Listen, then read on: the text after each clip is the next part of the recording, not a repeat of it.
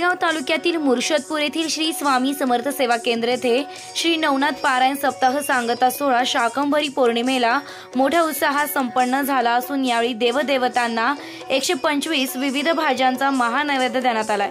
तालुक्यातील मुर्शदपूर येथील श्री स्वामी समर्थ सेवा केंद्र येथे श्री नवनाथ पारायण सप्ताहाचं आयोजन करण्यात आलं होतं। सदर सप्ताहाची सांगता 6 जानेवारी शाकंभरी पौर्णिमेच्या दिवशी मोठ्या उत्साहात संपन्न झाली आहे। सदर सप्ताहादरम्यान विविध धार्मिक कार्यक्रम, प्रवचन, कीर्तन, होमहवन संपन्न झाला आहे। सांगता दिवशी यावेळी भगवान दत्तात्रय व श्री स्वामी समर्थ यांची महाआरती करत ज्यांना 125 भाज्यांचा महानैवेद्य दाखविण्यात आला। यावेळी संतोष जाधव कारवाडी यांच्या प्रवचनाचा कार्यक्रम संपन्न झाला असून भाविक भक्तांना महाप्रसादाचं वाटप करण्यात आलंय।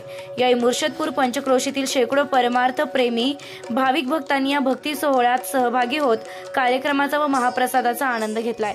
निर्भीड कोपरगाव न्यूज, योगेश डोके, कोपरगाव।